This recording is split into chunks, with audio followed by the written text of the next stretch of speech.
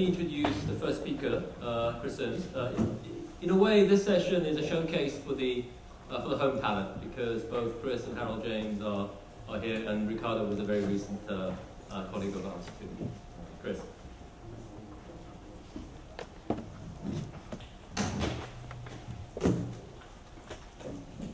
Okay, this talk is based. How long should I? This talk is based on a paper I wrote for the Bank of France Financial Stability Review, which they embargo until Saturday. Presented at a panel meeting at the IMF. But after that, it should be on my webpage and the Bank of France. So this is about the euro area and what seemed to me to be the gaps in its institutional structure. It looks to me as if at the time of the founding of the EMU, at least most of the participants, or most of the influential participants, had a monetarist view of inflation control and central banking. They believed that a determined central bank can always control inflation by controlling money growth. Fiscal and monetary interactions exist in principle, and they consist of attempts by the fiscal authorities to get the central bank to buy more government debt than is consistent with stable inflation, and that this is inherently bad. And therefore, that an institutional design with a single large central bank and a fractured fiscal authority and many smaller treasuries and legislatures is therefore less likely to be subject to inflationary pressure from the fiscal side than in the usual single country fiscal and monetary institutional care. But this view of central banking and inflation missed some important aspects of central banking and inflation. One is that it's essential that monetary policy actions have fiscal backing. And I'll go into some more detail about that on a later slide. Every monetary policy action requires a corresponding fiscal action, and this has been treated, is usually treated as largely implicit, but it can become very important. Second, inflation, surprise inflation and deflation are a fiscal cushion. And this cushion is given up by individual countries that join the EMU. And finally, the importance of a lender of last resort and the fact that a lender of last resort backed by fiat debt, by a government that can issue fiat debt in its own currency, is the most effective form of a lender of last resort. So I'll go through these aspects in a little more detail. In a group of papers, a line of research that's been called the fiscal theory of the price level, it's really a little bit of a misnomer. It's really just pointing out that in standard macro models as they existed before this literature, for the most part, fiscal policy was left implicit. The model was written without any formal treatment of the government budget constraint, no formal specification of fiscal policy, and determination of the price level was studied entirely using money supply and demand. But this literature pointed out that that kind of model, by ignoring fiscal monetary interaction, could reach misleading conclusions about how inflation is determined. Now, these papers didn't explicitly model currency unions, but from their perspective, since they did involve looking at the symmetric role of fiscal and monetary institutions in determining the price level, it was clear at the start that the euro would be unstable. I wrote a paper called The Precarious Fiscal Foundations of EMU in The Economist in 1999, which basically said that something like what's happening now was bound to happen. So the implication of this way of looking at inflation control and price determination is that a central bank that's, quote, independent, can determine the prices, the time path of prices only if every policy action, monetary policy action it takes engenders a validating response from the fiscal authorities. These responses don't have to be immediate, but people have to be confident in them. So let me give you some, in other words, there's no automatic mechanism by which fiscal discipline can be compelled by a central bank that controls money growth. Here are a couple of examples of the implications of this way of looking at things. When a central bank increases the interest rate, it causes, of course, an increase in the interest expense component of the government budget. If, when the central bank raises the nominal interest rate, the result is simply to pass that interest rate increase through the government budget into an increased rate of issue of nominal government debt, there is no contractionary effect of the interest rate rise. The interest rate rise can have a contractionary effect only if it's validated by a current or expected future action on the part of the fiscal authorities to counteract the implied increase in rate of issue of nominal debt with an increase in taxation or a decrease in expenditures, an increase in the primary surplus. And there are examples of countries and periods where this dynamic is at the center of monetary policy thinking. In a high inflation Latin American country where interest rates are 20 or 25% and inflation rates are the same or a little higher, it's likely to be true that interest expense is a major fraction of the government budget. It's likely to be true that there's political paralysis that prevents there being effective actions taken to reduce expenditure or increase taxation when the interest rate increases. So the central bank thinking about, well, interest rate is 20% now, the inflation rate looks like it's 30%. We know that to control inflation by conventional theory, we should push that interest rate above 30%. But they look at what will happen in the legislature if they do that. They see that there will be no action on the part of the legislature to prevent the flow through of that interest rate increase to an increase in the rate of issue of nominal debt, and it makes them hesitate. And is likely to make them actually not act because they realize that the rise in the interest rate would not have a contractionary effect if it has no fiscal backing. Another implication is that the central bank balance sheet matters to its ability to control inflation unless everyone is sure that recapitalization from the fiscal authorities is available when necessary. In order to hold inflation down, a central bank has to be able to contract, meaning in conventional monetary policy terms, undertake open market operations. Contractionary open market operations involve selling assets. If you don't have as many assets as you have liabilities, you can run out.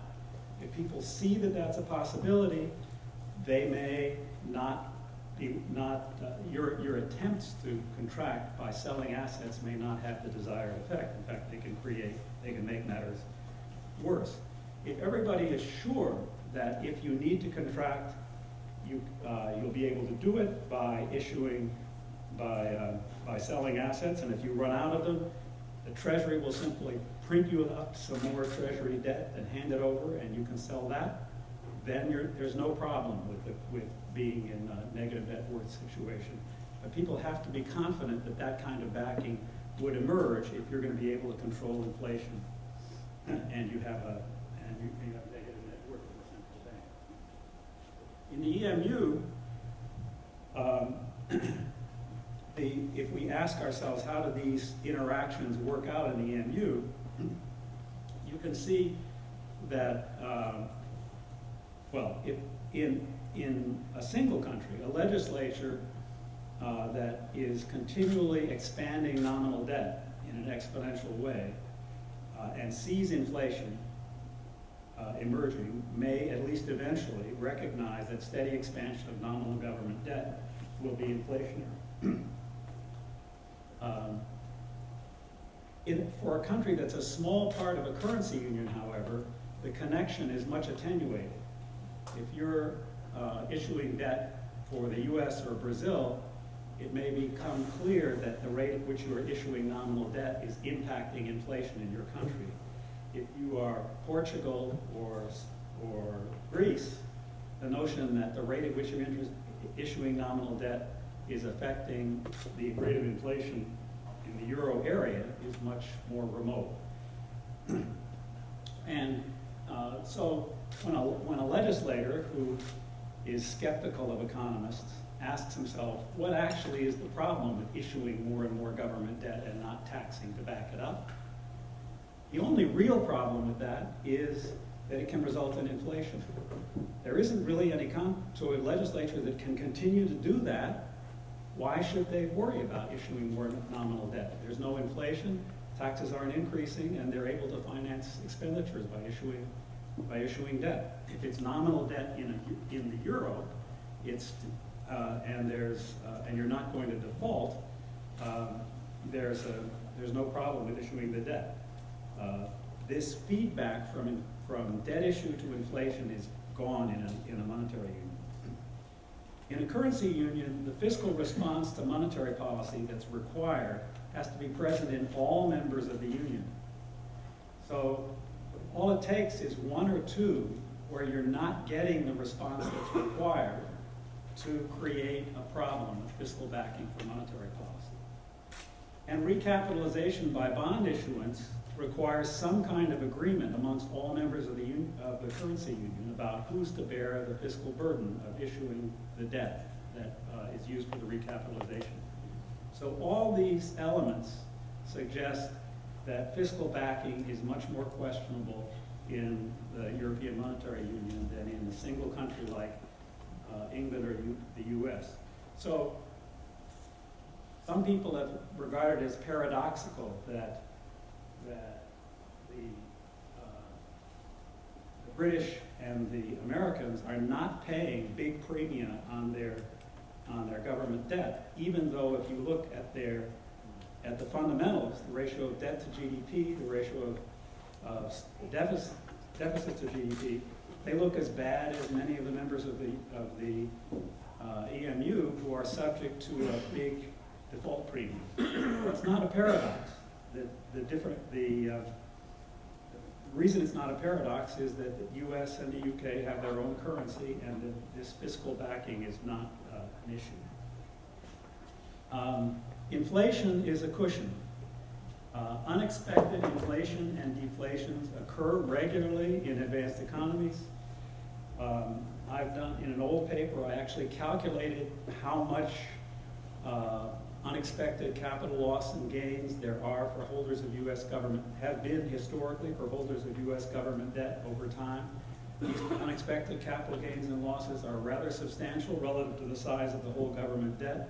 They tend to roughly coincide, the capital losses to holders of debt tend to roughly coincide with periods of great fiscal and economic stress in the U.S.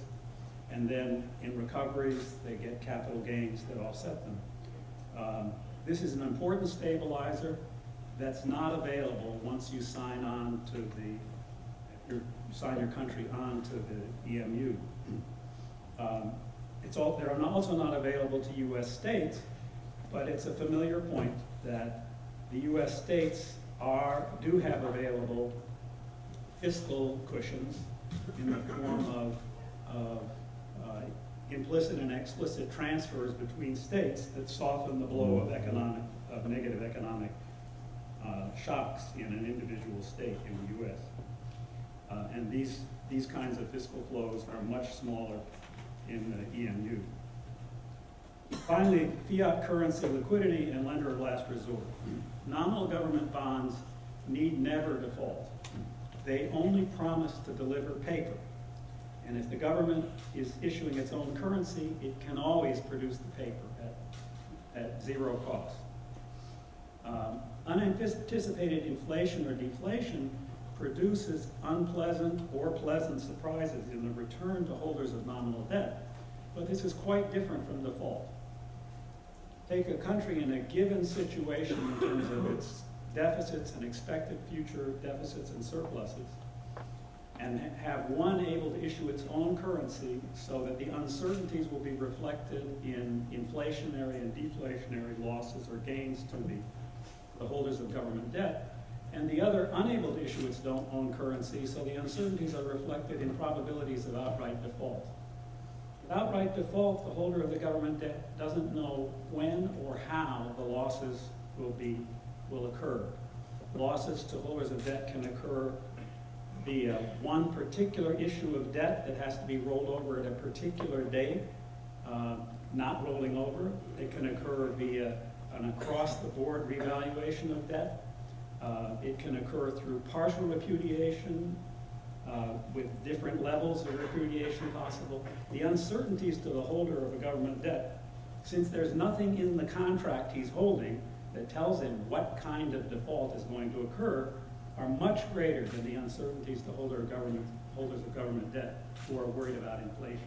The inflation will occur uniformly across holders of government debt, and it's easier to understand what will determine the inflation.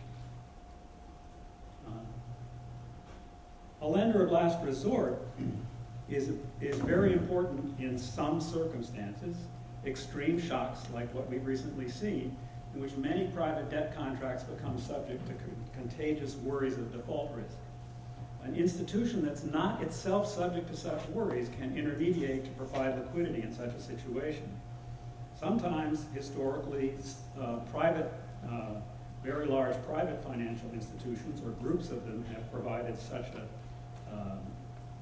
liquidity, but the most effective lender of last resort is one that's least subject to doubt about its own ability to deliver on credit contracts. So a central bank that can lend, that has fiscal backing and can lend in a currency, in a fiat currency that's issued by its fiscal backer, is the most effective lender of last resort. So, from this perspective, what's the situation in the EMU? It seems to me there are broadly two directions to move. One is to make everyone realize that they've signed on to the loss of the inflation cushion, the loss of an effective lender of last resort, and the need for occasional national bankruptcy with EMU receivership. This is what my view is, that this is not a stable solution in the long run. The reason being, this essentially reproduces the gold standard. There's a reason we moved away from the gold standard, because it involves giving up an effective lender of last resort, the inflation cushion, and requires occasional national bankruptcy. Some policy discussions seem to assume that it's possible, by having a good enough fiscal policy, never to default, even though you're issuing debt that is not nominal. But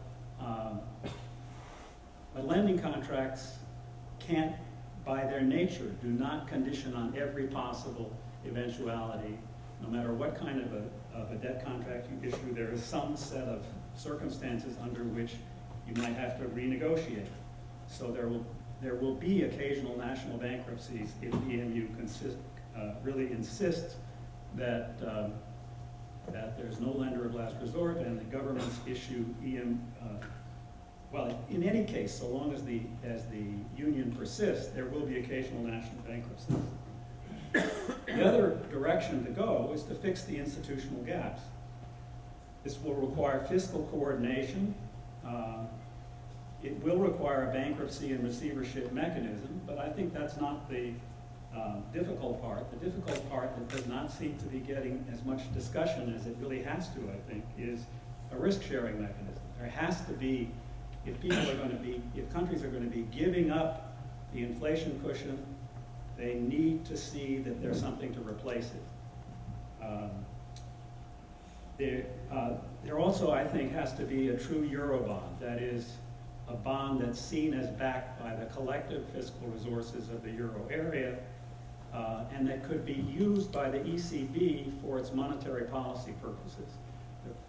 I haven't gone into detail, but I think a lot of the problem that we face, that is faced today in the euro area, comes from the ECB trying to figure out how to run monetary policy without having to make judgments about the fiscal soundness of individual governments. In order to have a true Eurobond like this, you have to have an institution that really did have fiscal power. It would be making decisions about which government's debt is good enough to buy. It would have to be making, at least a power, an emergency power to tax, for example, by adding a surcharge on the value-added tax. And it would also need, to do this right, you'd need fiscal stability regulation at the EMU level, not at the national level, so that you could have an effective EMU lender of last resort. Another problem with the EMU setup as it stands is that stability regulation is largely at the national level, and financial institutions have spread across the whole of Europe. So is this politically impossible? The Eurobond issuing institution would imply fiscal transfers, and it would need some kind of democratic legitimacy. Setting up such an institution is a huge task politically. And so far, there doesn't seem to be much movement in this direction amongst European political leaders or their voting publics. Most of the movement is in the direction of setting up a bankruptcy court, not setting up fiscal cushions. But, so you might say, well, this can't possibly happen. But then if you look at the current situation, if you look at the current state of the southern tier economies, the current state of the ECB balance sheet and of the European banking system balance sheet, you can see there are losses that have to be allocated somehow. There is a big political problem. It's not that there is some way to proceed without making political decisions and allocating losses across countries and voting publics. So I'll end with a question. Is it possible that the prospect of this allocation of losses coming about via a chaotic and destructive process might be enough to generate the needed political initiative? I have my fingers